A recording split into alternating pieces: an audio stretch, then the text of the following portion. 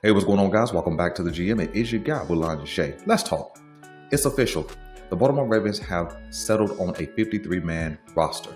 So my question is to you, did they make any mistakes? Is the roster exactly what you thought it would be? And is it still as loaded as we believed? Well, let's look at it offensively. I think offensively, the Baltimore Ravens roster shook out almost the exact way that I thought. I thought it would be 9 offensive linemen, 2 quarterbacks, 4 running backs, 1 fullback.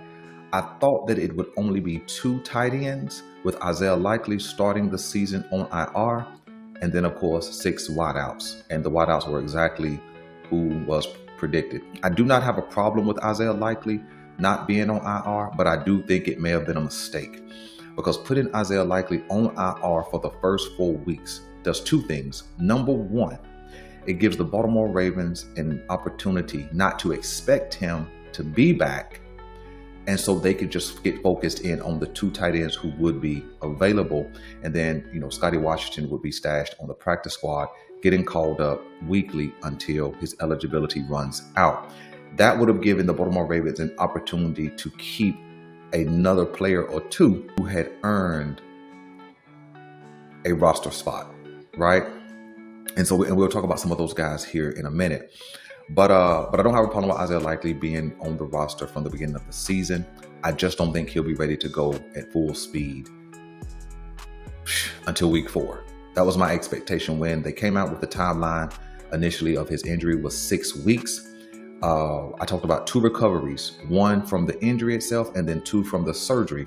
So I knew that he would not be back by week 1. Some people speculated that he'll be back for sure by week 1 or week 2. I knew that wasn't going to happen. And so I would set him out for at least the first 4 games, giving him basically from today until the injury report of week number 5. It would give him 6 weeks. So from time he had surgery to now, plus 6 additional weeks, that would be a good time for healing. And then he could be evaluated if he's ready to go, or he just needs to sit out until after the bye week. We're going to talk deeper about Isaiah Likely in another video, probably coming out on Saturday, because it's a real conversation that Isaiah Likely may not be here beyond this season. But again, another conversation for another day. So I think the offense is just as stable and just as loaded as it was before. A couple of things I found out defensively is that the Baltimore Ravens are really moving in the direction of a youth resurgence, so to speak. For the last couple of seasons prior to this season, we had some old veterans, some guys we were keeping around, some guys who were hanging around just because of their savviness, maybe some leadership, so on and so forth. But with the talent that the Baltimore Ravens kept that was unexpected coming into camp, it really says that, hey, a new sheriff is in town. We're turning a new page, and whatever other cliche metaphor you want to add to that. I thought that when we look at the interior defensive line, it's probably as expected. I knew that they were not going to try and stash Aeneas Peoples in practice squad uniform, because I knew he wouldn't make it through waivers. I did think they would go with CJ Okoye over Jenkins, but I guess that we definitely need that big body in the middle, some veteran experience.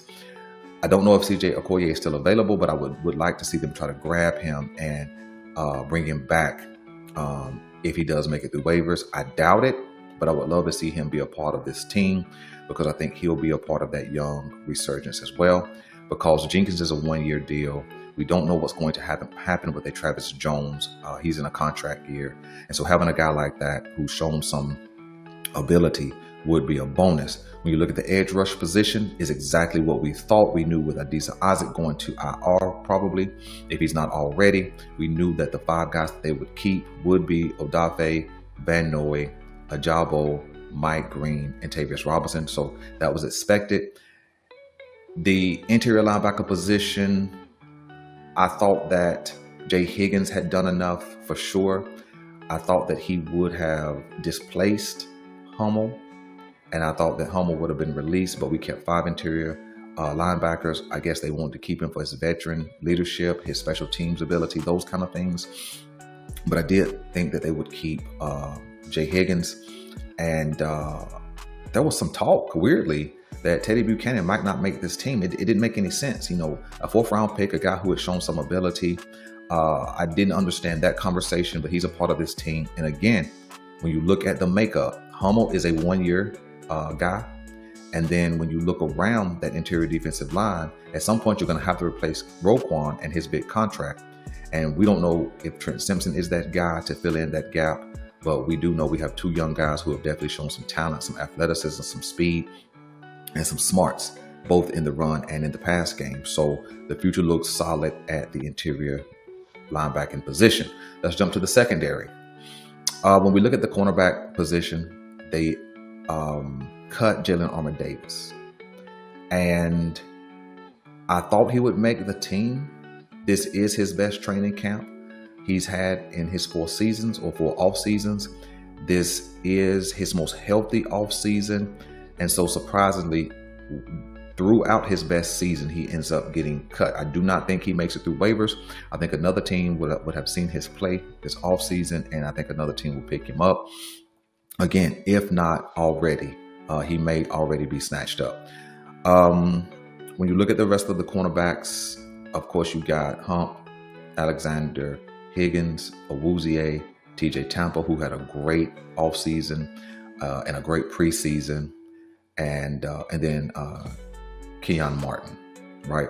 I thought that with what we saw from him, he was definitely going to make this team. And then when you look at the safety room, Ruben Lowry makes the team over Bo Braid. And that's what I said going into game number 3 of the preseason.